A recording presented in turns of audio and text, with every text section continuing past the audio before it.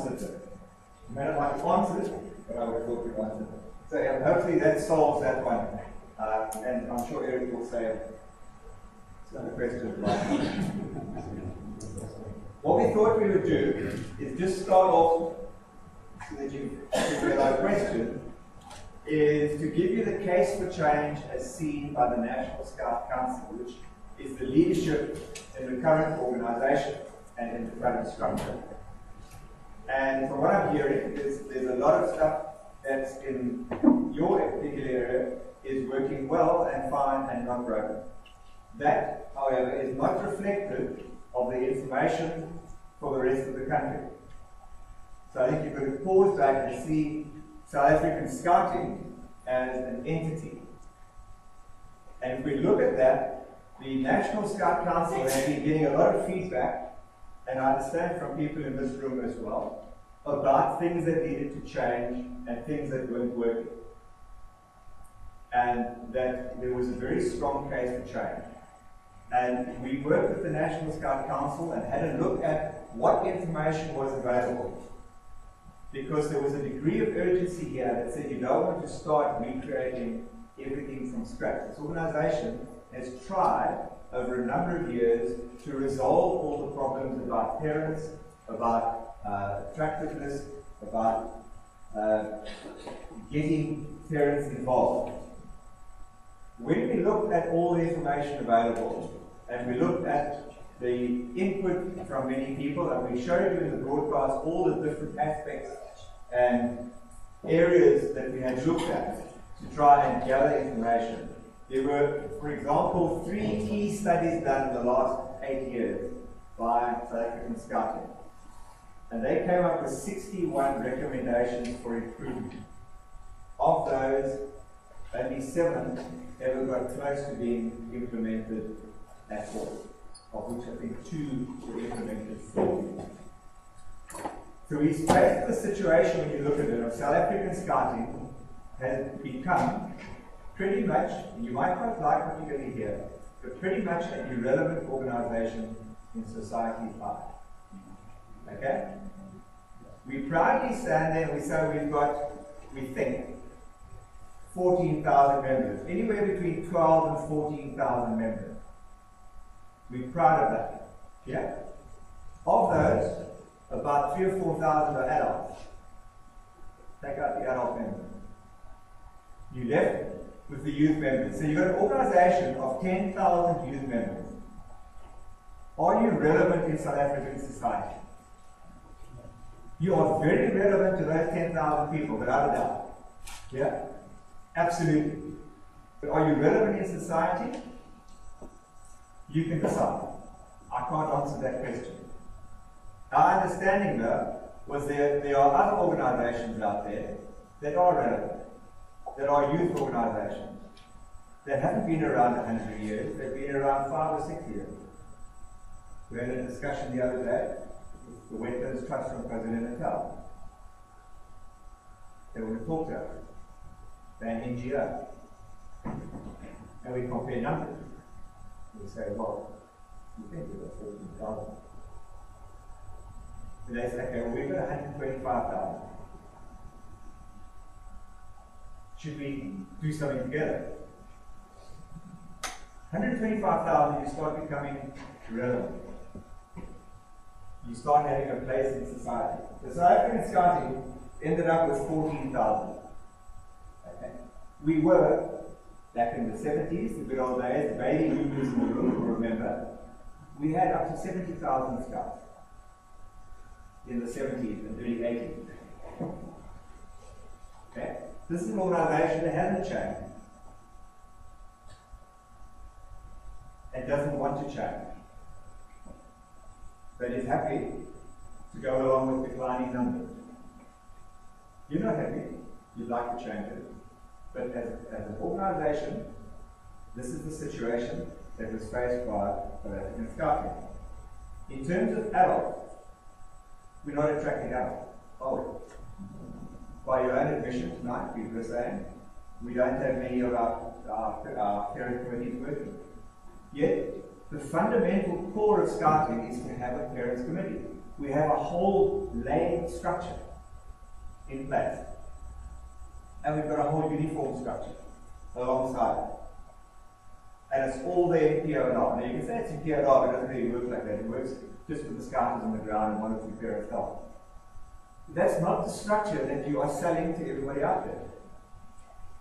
The structure you're selling to the parents out there is come along, join us, and be part of the laid support that we need. And you do a great job. And we will carry on, and we've got our uniform people, and we will deliver the scouting, and you come and be our support. That's the current situation.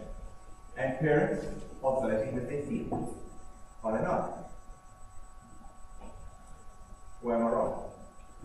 I don't want to skew the discussion by making odd statements.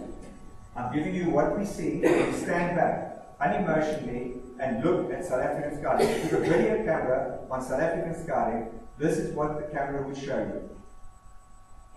Okay? We are not attracting parents. Parents don't want to come in. I don't know why they don't want to come. I've got some very good ideas and some very bad ideas from the sounds of it. But we've got ideas. And that's one thing this organization is not short of, these ideas. Yeah? Within this room tonight, I can tell you I can go away with suitcases, trommels like that, filled with ideas of how we should do this. Look at the Facebook. Those of you, how many of you looked at the Facebook page? Okay, great. You would have seen an endless supply of ideas. But did we see any solution? I'll leave that with you as a thought. We have an organization that is going broke. Yeah? We have an organization that's losing some provinces 200,000 to 300,000 rand a year. Are we not? Okay. Take 3 provinces doing that, that's R1 million a year negative. We have an organization that can't fundraise. It's locked, it's hamstrung. We can't go and ask for money. Why? Because we're not relevant. Sorry? We haven't got audited financial statements. Because we have provinces that don't want to show you what money they've got. We've got provinces that are broke but can build their headquarters. Yeah? And when the builder doesn't get paid, who are they going to ask? I'm not talking about that problem. No, this is the reality of life that we are operating, this organization that we all believe in. Yeah? We all live for scouting. We're all committed to scouting. But we have an organization that is bust. It's bust on numbers, it's bust on relevance, it's bust financially. You go to a funder just the other day, to give an example, Cape Town International Centre, they had a boat show. And the Sea Scouts wangled away to get a little stall there free of charge. So we rushed in and we put up our purple banners and our World Scout badge and everything. And people wandered past and, Scouts. The usual question is, are you still around? There we are. I rest my case. But one dude walked up and he said, Scouts. That's interesting. He said, I am the chairman of the Save the Seas Trust. We've got a huge amount of money. I'm looking for projects to be able to get Save the Sea concepts into the public and into the youth. I said, well, I've got a lot of youth. And each of those youth have got families. And each of those families have got grannies and friends. So I crunched the numbers a bit. And we came up with that we could impact 500,000 people, but we've got no money. We said to him, if you've got the idea and we've got the people, why don't we talk? We'll agree with you a project that fits in with what we want to do in Scouting. Could you see Scouting doing something to do with Save the Seas? In your weekly program? Do you think you could run for a month a series of things? And somebody pays for it? Somebody pays you for it? serious money? Would you do it? Can you do it now? You can't do it. You cannot do it now. Really, I'll tell you why I can't do it. If I say to him, okay, deal, shake. You give me the bucks, I'll make sure that every scout gets that program and goes through that experience. Cannot be done. Because, with respect, you guys, some of you, and the guys in the hall down the road, and the guys in the hall in KwaZulu-Natal, will look at me and we say this and say, not us. Sorry, not us. And then what's going to happen? In 3 months' time, we're going to sit down with our funder and say, sorry, couldn't reach 500,000 people, we reached 100,000. Because those groups didn't want to participate, didn't like it, didn't like the idea, didn't like the concept, didn't like the scope, whatever it is. Can we take that risk as an organisation and shake hands with the guy and say we can deliver? You can't. If you haven't got the right structure, you haven't got the right ideas, you can't. We can't get finance as an organisation. People say, if you want finance, and there's big money out there, I can tell you that now. Look at the NGOs that are flourishing. There's big money. You go to the national lottery, people say, go to the lottery. Nobody knows how the lottery works. Anybody here really know how the lottery applications work? You might have an idea. You filled in the form. Okay? Is that easy form to fill in? Wasn't too bad. Wasn't too bad. Yeah, HQ gave me 2 days to do it. HQ gave you 2 days. Okay? So you held part of the last application. They only allow 1 application per organisation. So what happens if the guys in Free State put in an application before the guys in Gauteng do? And they go in for 200,000 rand because they get to low. And you've got 10 million because you want to rebuild your campsites and market them and put them out there, buy a bus so that you can get under historic disadvantage scouts into your campsite. You lose the opportunity. The only way you can do it is centrally. Is to have a program that says, guys, what are we going to do as an organisation to get lottery money? How can we do it?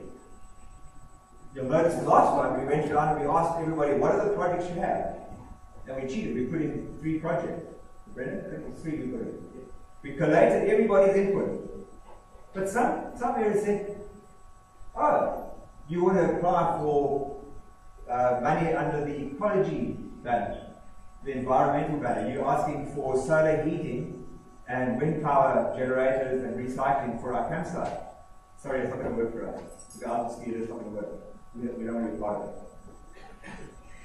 So your application immediately drops. They go half the campsite. But the other thing with lottery is it takes you 18 months before you hear from them. But you've got to go into the full business plan with everything in detail, and they come and check it. And when you do get the money, they could take up to another 12 months to pay. And they want to audit. So they want to audit your financial. But we can't audit financial because many provinces don't submit audited financial on time. So you can't go to the lottery and say, yeah, of course we've got everything in order. We've got good governance. We know what we're doing. This is the reality of life. Somebody's got a hand up there. Can I just finish and then you can shoot me down and do what you want. But let me just finish. The other part of it is image. We're talking about image. People say, change the perception out there. How do you change people's perception? You've got to be in their face. Yeah? You've got to be out there. Now we know 14,000 mobile billboards in the organisation. But we can only access probably 500. Maybe 3,000 or 4,000 of our members, especially the Cubs, walk around in their uniform. The rest of the mobile billboards go to their troop meetings with their jackets on. This is what I'm told. This is what I see. This is what I experience. You might have something different up here. Wow, that's great. It didn't come through in the feedback that we gave on Facebook, but be that as it may. If we don't change the image of the people walking around, we're losing a major source of free advertising and marketing. But do we want to change it? And how do we change it? To what? We know. But we want to change the image. Somehow we've got to change the image. We've got to get out there and make this organisation attractive and visible to people. I don't like it when people say, "Are Scouts still around?" I say to them, of course they are. There's 50 over there. But I know why they're asking the question, because they don't see Scouts. Yeah? We've got a great branding. We own the purple logo globally. And we can't get it out there. How many of your groups have bought purple feathers and put up banners so whenever you have a meeting, whenever you do an activity, you put a feather in the ground? You guys have. Awesome. Only one in the district. Okay. Take a photograph, put it on Facebook, send it to somebody. Try.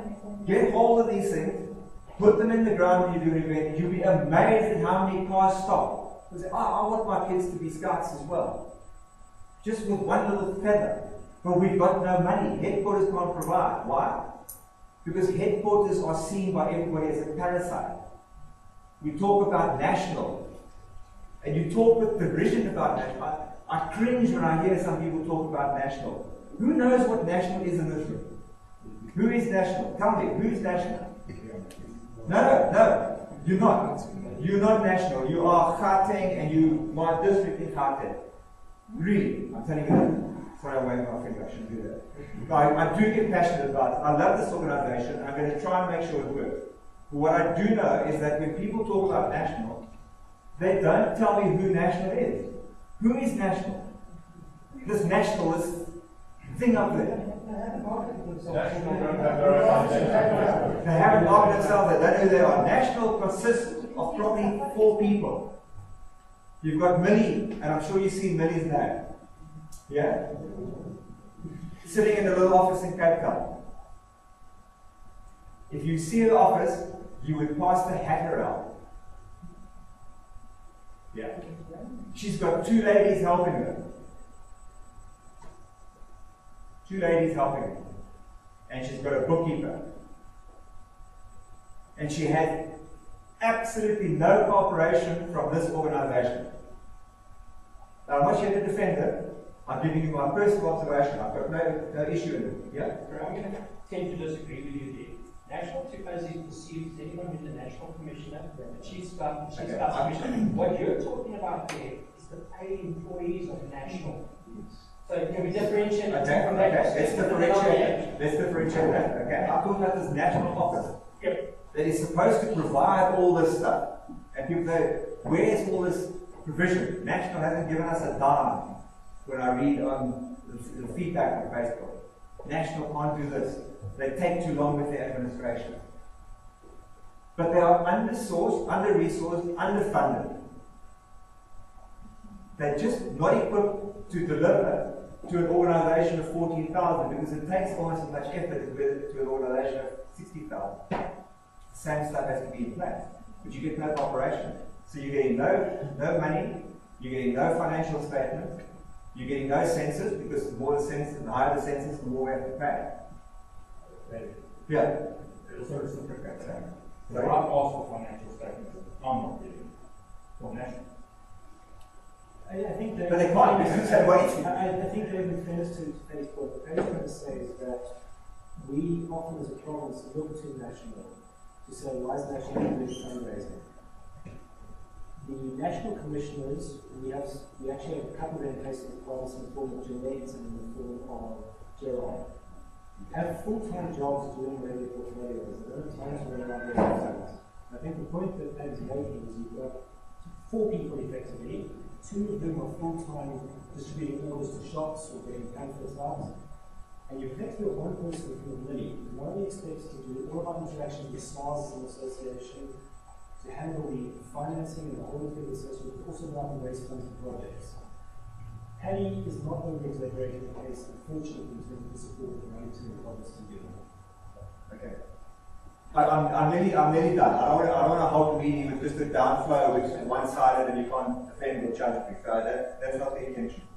But what I can tell you is that on the basis of all of that, on what we looked at, and what the National Scout Council looked at, which is the current leadership structure, They said we've got to do something urgently. We've got another 3 years financially, or else we are out of here. We are bust. So, can you guys pull together some work teams? Can you look at this? Can you take a big wide look at this and show us how we're going to go forward and what we can do? Give us some idea. Okay. So that was the background to how this whole thing came about. And that happened in March, and we were tasked with come up by the end of June, finish, that's your timing, and in July give us a report out, and we'll see how we go.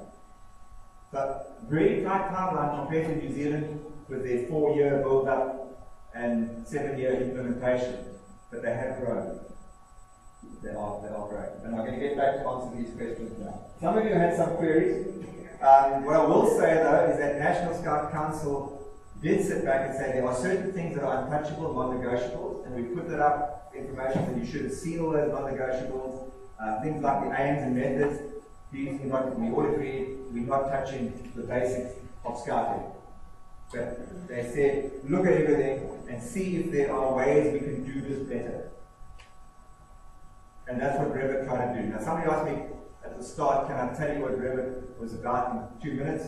Revit was about trying to address that situation that the South African Scout Association is faced with. That was the 2-minute or the 30-second reply. Somebody had a question at the back here, which I said I'd get back to, and then I'll come back to you. So I wasn't at the briefing as I was overseas in the previous thing. When I got back, I saw all the communication flying around it to help people back. So the fundamental thing that I've seen that I haven't seen is communication. The organisation doesn't communicate from the top. We talk about rules and regulations that are in place that we may or may not abide to.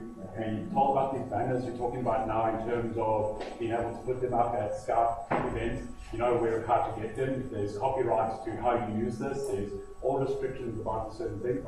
And when it came to Revit, it was put your communication. You have to put it on Facebook, which I don't believe is the right forum for this kind of communication. Not everybody's got access to it. There was a request to be part of the streams in terms of the input. Nobody from the information that I've received has ever been contacted about it. And the fundamental thing which I see as a breakdown is that there are people that are stopping the communication. We have a limited communication that's coming down. We've got a limited communication that's going back up. And that is the fundamental reason why nobody knows what's actually going on. That's it. This is an organisation that can't communicate. It has no communication structure. But sorry, and I haven't been in all these presentations, but I don't see anything addressing communication properly. It's addressing communication. No, none of the feedback that I've seen or heard about talks about how people are going to improve communication and how it's going to benefit the movement. Have there been no discussions about what Coast Guards and environmental using as a communication mechanism? We have to cover that as part of one of the discussions. Yeah. Sorry. I agree. It's very tricky to convey the complete change to everybody in a 1.5-hour session. That was never the intention. And I'm not trying to defend what we're doing. I'll just give you statements and you make your own judgment call about that, because we're trying to do things right and we're trying to keep as many people happy as we can. But we had 2 options. One was to come around and do road shows all around every province. And we said, okay, maybe we'll do that. And we started setting up that. And then we realized, hang on a second, if we did a Revit presentation in any one province, and we then got to travel to all the rest, it's going to take us a week or 2, minimum. Assuming we can get everybody together in a hall every night of the week, which is impossible. Some people can only do Saturday, Sunday, and rah, rah, rah. So we said, is there another mechanism we can talk to as many people as we can in one go? And then we'll follow it up with questions and answers and provide some detail and get some communication going. Honestly, no, I'm working up this to communication. The current communication structure resides in the provinces. There is no national communication structure. Okay, when we started out, when we tried to communicate with the organisation, we were told, well, there are provincial lists, but so they're not up to date, we don't use them. Some provinces are very good, and some provinces are non-existent when it comes to communication. Some provinces have got good technology. You guys are quite blessed because you've got good access to technology. Other provinces haven't. So we've got a bulk SMS system, which we can use in some provinces, But I think you'll agree with me, that's not really a way you can convey anything about Revit, other than to say, please look over there and get some detail. So we decided the one way to get some excitement and communication going was to go into the social media space, which is high risk for an organization, and many organizations will steer clear of social media because of how it can pan out. And we had some interesting moments, but I think our Facebook is gone reasonably okay for the services we set up. We also decided to use the website. Most people said, they do access the website, and we use Scouting About, which is the postal communication, the snail mail, and some provinces said, don't send us emails, just send us a letter and we will convey it. A lot of the communications were passed through the provincial structure, which is the only way the organization is currently set to do. In a future organization being centrally driven, the intention would be that the email address lists, which are now up to 790 or something, people across the country on an email, we can hit with one go. We would like, because the intention is to have a central database of members, we should be able to have up-to-date email addresses for all those people and plug them straight away into communication. Now, the communication to any Scout group would be direct from the central team, which is like the national team now. If you have a national team that gives support, that national structure, the volunteer structure, and they will communicate to whoever needs to directly to that team. Not that they were all, but there's a structure in place to communicate directly to groups.